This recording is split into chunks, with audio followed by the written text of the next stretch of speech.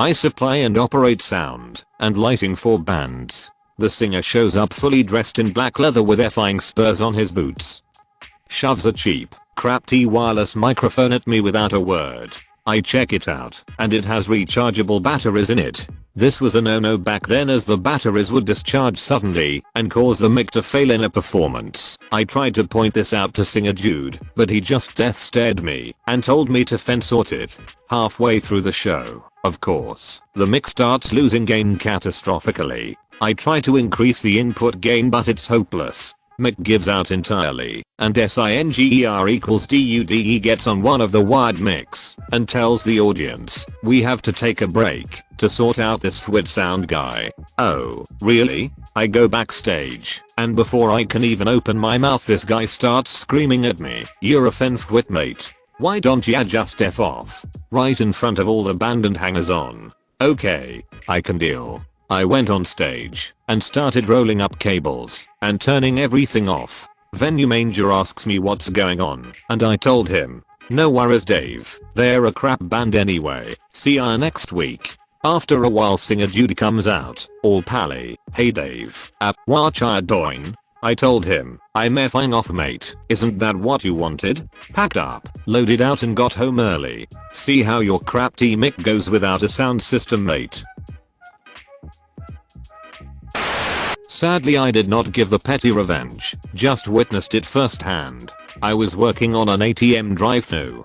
I'm a simple residential commercial electrician, so I don't deal with power lines, meters, transformers, and fuses and whatnot. On this particular day of work, we were expected to get the power company out to terminate our building to the power grid. Occasionally, to make a safe connection to the transformer, the power company will turn off power to the entire transformer, sometimes needing to turn off other buildings connected. A courtesy call was made to all the buildings that power was going to be shut off for 10 minutes. Everyone was alright with that. Well, everyone except Entitled Beach. When Entitled Beach heard this, she threw an absolute fit. She came to the job site and instantly targeted anyone she could see. Anyone meaning me. Entitled Beach, "You can't turn off my power." Me, "I'm not turning off your power, the line guys are." Entitled Beach, "You can't do that. I run a very important business and I will not let you turn off my power." Me, looking over at her very empty boutique store, "Mom, there isn't anything I can do.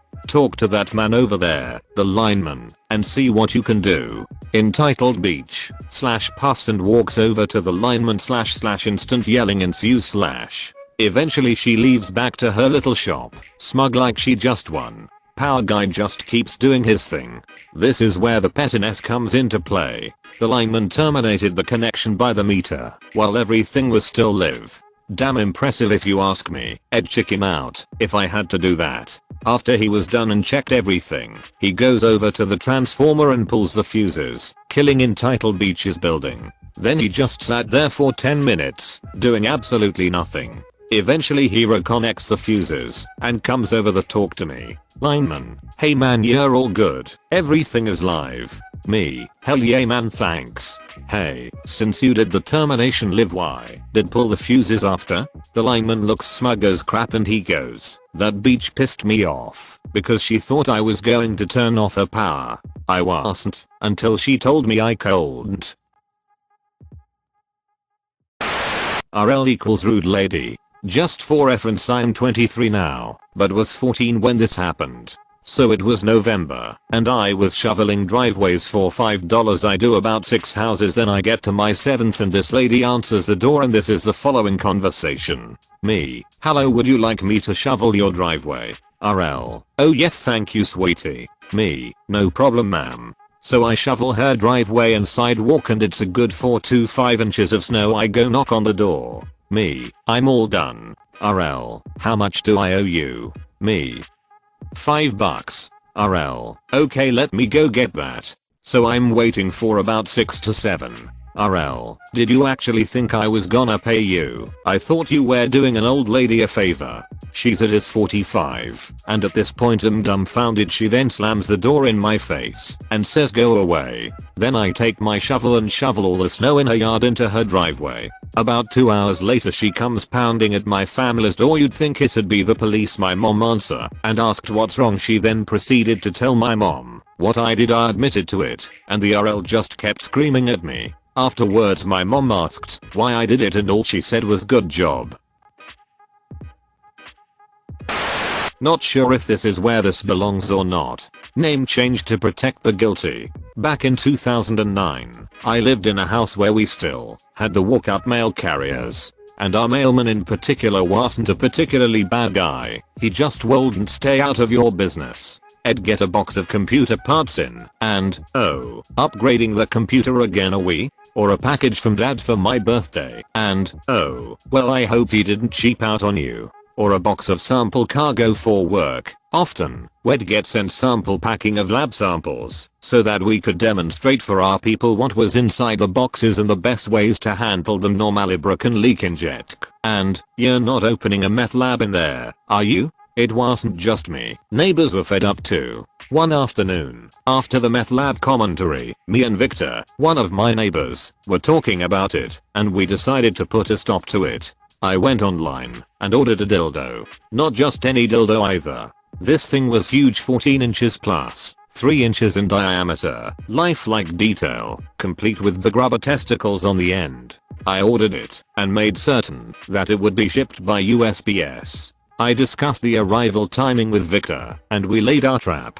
On the day it arrived, I texted Victor when I saw the mailman coming down the street. When he came to my door, as planned, Victor came over, and after accepting the package we engaged the poor man in conversation, me and Victor more or less blocking the sidewalk off of my front porch. We had him boxed in. Like it was something I did every day. I opened and extricated the gigantic rubber phallus, and proceeded to handle it right there in the conversation, like nothing was amiss. I pounded it into one hand to pontificate. I stuck it in my pocket with the testicle end hanging out, and then drew it like it was a pistol when exclaiming or illustrating a point. Did that several times and he flinched for each one. At one point I used it like a small baseball bat to hit pieces of landscaping gravel. The poor old guy kept getting redder and redder faced, broke out in a sweat, stuttered, and in general stood there mortified for the 20 minutes or so that Victor and I kept him hemmed in on my porch. By the time Victor and I left him enough room to gracefully exit, he practically ran to continue his route. From that day forward, never again did he comment about mine or any of the neighbors' deliveries. You ever have that feeling of solidarity with someone who drives the same car as you? Well, I do. And I don't like seeing people being rude to them. So one morning the stars aligned to let me and another Volkswagen driver F over a rather rude gentleman who was not in a Volkswagen.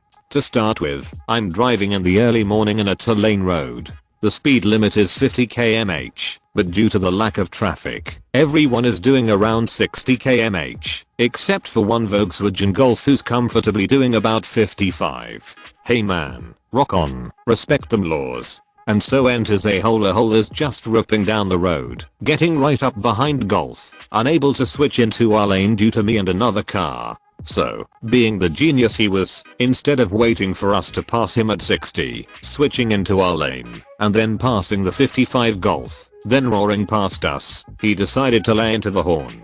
And it was loud. Okay, a-hole, bully a Ford, I don't care. Bully a BMW and I'll cheer. But a Volkswagen? No pal, not today. So, taking my time, I pull up next to the Golf, with a-hole still laying into the horn. And thus our petty revenge began. I waved to the Golf driver and we both began to slow until we were about 45 km/h, close enough to each other that a-hole couldn't pass. Dude goes ballistic, tearing between both lanes, horn blaring, right up on our cars close enough to actually begin to worry me. The whole 9 yards, this guy is just losing his crap. And so we peacefully drove down the road for a good 10 minutes before I hit my turnoff and waved goodbye to my new Volkskamrade and pulled off. I almost felt bad for a-hole. The veritable scream from that engine when he got a clear passing lane sounded like he stomped that gas pedal harder than the aliens in Dead Space. Go gently into that quiet night, a-hole, but leave me and my fellow German engineering appreciating folks alone. Thank you for watching. If you enjoyed this video, a like and a comment would mean a lot in YouTube's world. Share with us if you would have done things differently, and don't forget to support the original authors with an upvote. Links are in the description. Peace out, and catch you tomorrow.